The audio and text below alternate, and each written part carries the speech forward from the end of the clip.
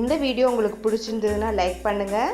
இது வரைக்கும் அன்னை சமையல் சேனலை சப்ஸ்கிரைப் பண்ணலன்னா ரெட் கலர் சப்ஸ்கிரைப் பட்டனை கிளிக் பண்ணுங்கள். தேங்க்யூ. அன்பு நண்பர்களே, அனைவருக்கும் அன்னை சமையலின் அன்பான வணக்கங்கள்.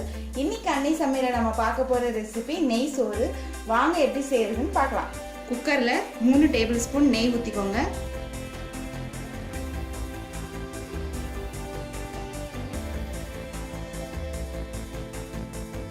அடுத்தது ஒரு பிரியாணி இலை, 2 பட்டை, 2 கிராம்பு,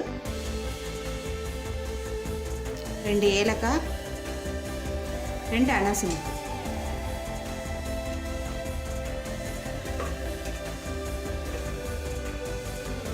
அடுத்தது நீளமாக நறுக்குன ஒரு பெரிய வெங்காயம்.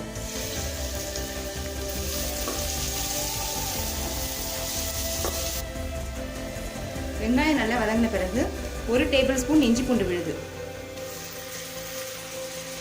5 பச்சை மிளகாய்,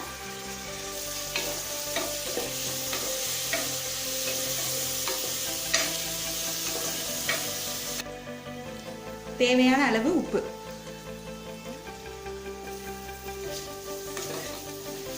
நெய் சோறுக்கு பொதுவாக தக்காளி சேர்க்க மாட்டாங்க.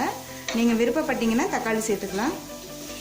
இப்போ தேவையான அளவு தண்ணி சேர்த்துக்கலாம்.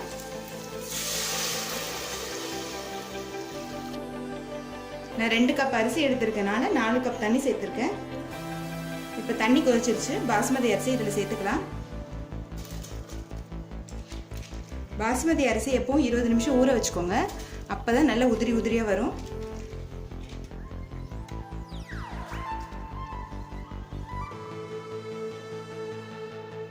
குக்கரை மூடி போட்டு 3 விசில் வந்த உடனே இறக்கி வச்சுருங்க. இப்போ 3 விசில் வந்துடுச்சு. நெய் சோறு எப்படி வந்திருக்கு பார்க்கலாம். அரிசி விடாத மாதிரி மெதுவாக கிளறிக்கோங்க.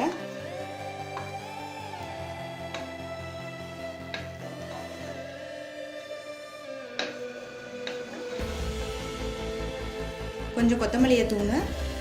இப்போ சர்வ் பண்ணுறதுக்கு முன்னாடி வறுத்த வெங்காயம், முந்திரி, திராட்சை இதில் போட்டுக்கோங்க. இது ஆப்ஷனல் தான். நீங்கள் விருப்பப்பட்டால் போட்டுக்கலாம், அப்படி இல்லைன்னா வேண்டாம். இப்போ சுவையான நெய் சோறு ரெடி ஆகிடுச்சுங்க. ரெசிபியை ட்ரை பண்ணி பாருங்கள், கண்டிப்பாக உங்களுக்கே பிடிக்கும்.